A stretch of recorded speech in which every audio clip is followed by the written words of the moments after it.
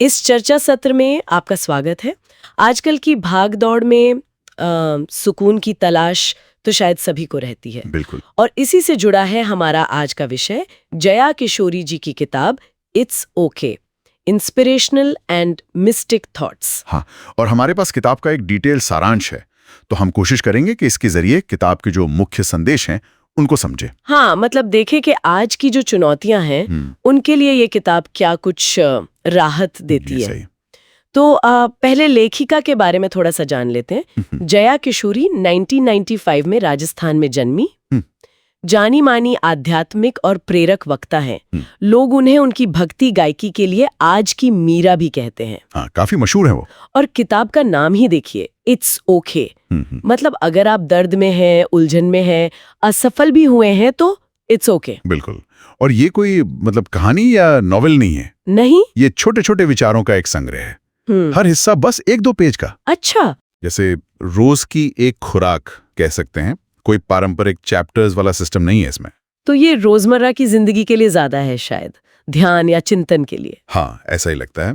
और इसका एक जो मुख्य विचार है वो है अपूर्णता को स्वीकारना। कि भाई जिंदगी हमेशा हमारे प्लान के हिसाब से नहीं चलती, और इसमें कोई मतलब बुराई नहीं है। सही कहा। और ये बात शायद हमें अगले मुद्दे पे लाती है, ये जो हद से ज्यादा सोचने की आदत होती है, चिंता करना। बिल्कुल। किताब कहती है कि जब आप खुद को अपनी कमियों के साथ स्वीकार कर लेते हैं ना, तो ये चिंता अपने आप कम होने लगती है। ये पहला कदम है। लेकिन सिर्फ स्वीकार कर लेने से कैसे होगा? मतलब क्या कुछ प्रैक्टिकल तरीके भी बताए हैं? जैसे आजकल माइंडफुलनेस वगैरह की बात होती है। हाँ, सुझाव तो हैं इसमें, पर एक खास नजरिए से हैं। जैसे ये कहती है कि जो नेगेटिव विचार हैं उन्हें प्रार्थना, मंत्र या पॉजिटिव बातों से बदलें। अच्छा। पर फर्क ये है कि ये सिर्फ दिमागी कसरत नहीं है। किताब इसे भक्ति से जोड़ती है। भक्ति से? कैसे? मतलब ये कि ईश्वर पर या किसी ऊंची शक्ति पर जब आप ध्यान लगाते हैं तो चिंताएं वैसी कम हो जाती हैं। ये सिर्फ विल पावर की बात नहीं, बल्कि समर्पण की भी बात है। समर्पण, ये शब्द थोड़ा भारी लगता है कई बार। क्या इसका मतलब है कि बस हाथ पर हाथ रखकर बैठ जाएं? किताब क्या कहती है? नहीं, अच्छा सवाल है ये। किताब के हिसाब से समर्पण का मतलब पैसिव होना नहीं है। ठीक है। बल्कि ये मानना कि सब कुछ हमारे कंट्रोल में नहीं है। और जब आप एक ऊंची शक्ति पर भरोसा रखते हैं तो मुश्किलों से लड़ने की एक अंदरूनी ताकत मिलती है। एक स्पष्टता आती है, भले ही प्रॉब्लम तुरंत सॉल्व ना हो। समझ गई। एक तरह का मानसिक लचीलापन। बिल्कुल, रेजिलियंस। और इसी से जुड़ा हुआ है शायद आत्मप्रेम और आत्मकरुणा का कॉन्सेप्ट। ये आजकल बहुत सुनने में आता है। हाँ है, पर किताब इसे सिर्फ फील गुड तक नहीं रखती। अच्छा। ये कहती है कि खुद पर दया करना वैसे ही जैसे हम दूसरों पर करते हैं, और अपनी कीमत सिर्फ अपनी उपलब्धियों से नहीं आंकना। छोटी जीतों को भी सेलिब्रेट करना। हाँ। और इसे फिर रिश्तों से भी जोड़ा गया है।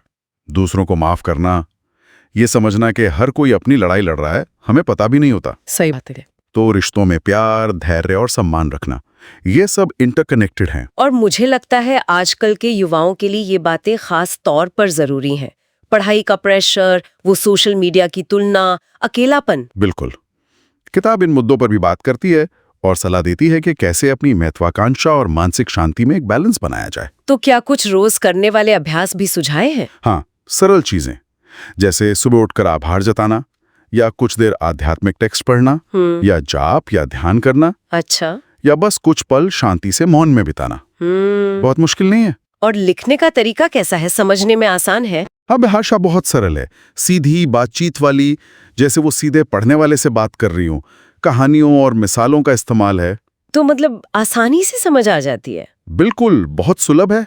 तो अगर हम इसकी खूबियों की बात करें तो इसकी सरलता, इसका वो सुकून देने वाला टोन। हाँ, और रोज थोड़ा थोड़ा पढ़ने के लिए अच्छी है, और भारतीय आध्यात्मिक परंपरा से जुड़ी है, पर संदेश यूनिवर्सल है।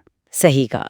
लेकिन ये भी ध्यान रखना होगा कि ये शायद एक डिटेल्ड कैसे करे गाइड नहीं है, ये प्रेरणा ज्यादा देती है। बिल्कुल। और जो लोग शायद ज्यादा साइकोलॉजिकल या साइंटिफिक अप्रोच ढूंढ रहे हैं, उन्हें ये थोड़ी सिंपल लग सकती है। या शायद थोड़ी आध्यात्मिक ज्यादा। हाँ, और क्योंकि छोटे छोटे विचार हैं तो एक साथ पढ़ने पर शायद कुछ बातें रिपीट होती भी लगें।